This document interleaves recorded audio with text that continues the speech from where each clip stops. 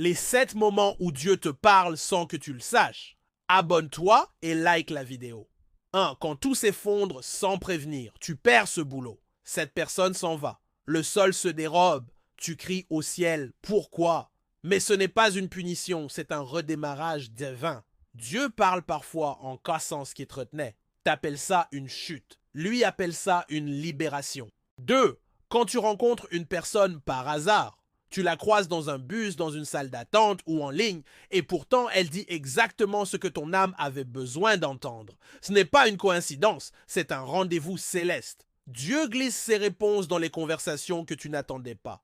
3. Quand tu ressens un frisson sans explication. Un mot, une chanson, une phrase, et là, boum! Chair de poule, frisson sur la nuque. T'as l'impression que quelque chose t'a traversé. Ce n'est pas de l'émotion, c'est une confirmation. Dieu vient de te faire un clin d'œil énergétique. 4. Quand un rêve te perturbe pendant des jours, tu crois que c'est juste un rêve, mais il revient, il t'habite, il t'interroge. Et si c'était un message, Dieu utilise parfois la nuit parce que le jour, tu fais trop de bruit. 5. Quand une porte claque juste avant que tu l'ouvres, tu voulais y aller, t'étais prêt, mais ça se ferme brutalement. Rage, déception, frustration.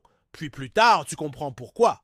Ce n'était pas contre toi, c'était pour toi. Dieu t'a évité un naufrage que tu appelais opportunité. 6. Quand un silence devient pesant, plus rien, ni signe, ni rêve, ni sensation. Tu crois que Dieu t'a oublié.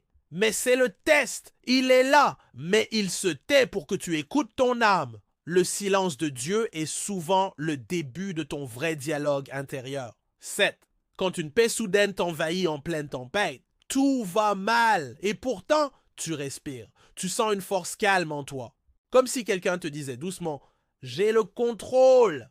Ce n'est pas ton mental, c'est sa présence, invisible mais réelle, silencieuse mais souveraine. Dieu parle. Pas toujours avec des mots, mais toujours avec amour. Faut juste que t'écoutes avec l'âme, pas avec les oreilles.